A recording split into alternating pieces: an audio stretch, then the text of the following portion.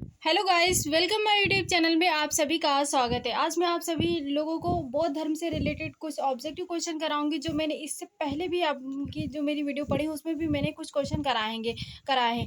तो I hope अगर आप सभी को ये वीडियो अच्छी लगे तो प्लीज़ लाइक एंड सब्सक्राइब जरूर कीजिएगा। तो आज का फर्स्ट क्वेश्चन जो हमारा है वो है, बौद्ध धर्म में पाठ्यक्रम को कितने भागों में बांटा गया। तो हमारे बौद्ध धर्म में जो हमारी शिक्षा दी जाती थी उसको दो भागों में बांटा गया था, धार्मिक पाठ्यक्रम और आपका सेकंड जो था वो आपका लौकिक पाठ्यक्रम था। धार्मिक पाठ्यक्रम में क्या था आपके कि उसमें आपको इसमें क्या था, जैसे चार आर्य सत्यों के बारे में बताया जाता था, अष्टांगी मार्ग के बारे में बताया जाता, जो 10 नियम थे उसके बारे में बताया जाता था। लौकिक शिक्षा में आपका क्या था, इसमें नैतिक शिक्षा दी जाती थी, व्यायाम की शिक्षा दी जाती थी, भाषा, आयुर्वेद, कृषि, इन सब चीज़ों की शिक्षा इसमें लौकिक पाठ्यक्रम के अंतर्गत आती थी। नेक्स्ट क्वेश्चन आपका है, बौद्ध शिक्षा में कौन कौन सी शिक्षण विधियाँ प्रयोग में लाई जाती थी।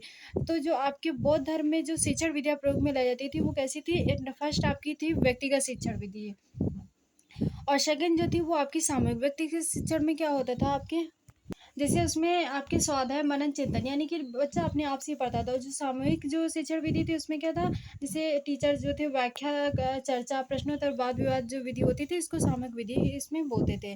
नेक्स्ट क्वेश्चन आपका है, बौद्ध शिक्षा में शिक्षक को कितने प्रकार, शिक्षक जो थे वो कितने प्रकार थे। क्योंकि तभी भी शिक्षा अलग अलग, जैसे आजकल के लाइफ में डिवाइड है कि हाँ आपको अर्थ तक ये टीचर पढ़ाएगा, उसके बाद डिग्री कॉलेज में आपको प्रोफेसर पढ़ाएंगे। तो इसी तरीके से तभी भी डिवाइड थे। तो दो प्रकार के टीचर बताए हैं बौद्ध धर्म में। फर्स्ट जो थे वो आपके उपाध्याय थे और सेकंड जो थे वो आचार्य थे। उपाध्याय क्या कौन होते थे, जिसके निकट बैठकर भिक्षु जो थे वो शिक्षा ग्रहण करते थे। आचार्य जो होते थे ये क्या करते थे, ये छात्रों को आचरण की शिक्षा देते थे। नेक्स्ट क्वेश्चन आपका है, बौद्ध शिक्षा में शिक्षक कौन बनता था। वो अब बौद्ध धर्म में शिक्षा जो शिक्षक था वो कैसे बनता था, उसकी क्वालिफिकेशन क्या होती थी। तो वो क्या था कि शिक्षक वही बनता था जिसे चार आर्य सत्यों का ज्ञान होता था, और जो भिक्षु 10 साल तक भिक्षु बना रहता था।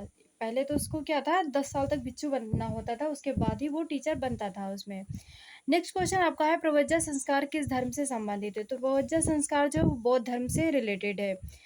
नेक्स्ट क्वेश्चन आपका है, एक बालक किस उम्र में प्रवज्जा संस्कार में प्रवेश लेता है। तो ये बालक जब 8 वर्ष की हो जाता था उस टाइम तो वो एडमिशन लेता था, प्रवज्जा संस्कार उसका होता था बालक का।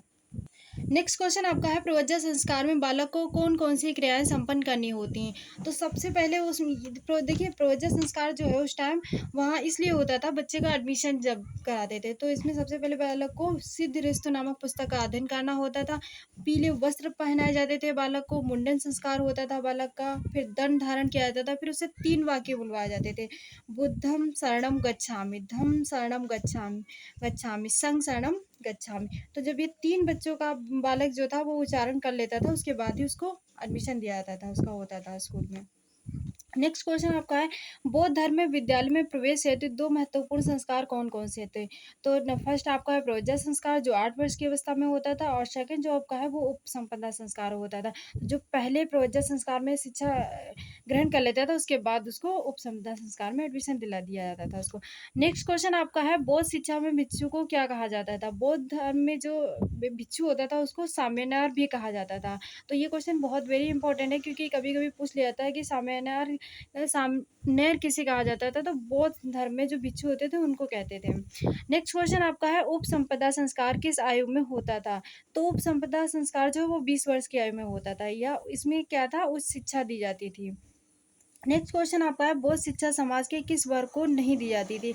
तो बौद्ध धर्म में जो शिक्षा थी वो चंडालों को नहीं दी जाती थी, बाकी सभी को शिक्षा प्रदान की जाती थी।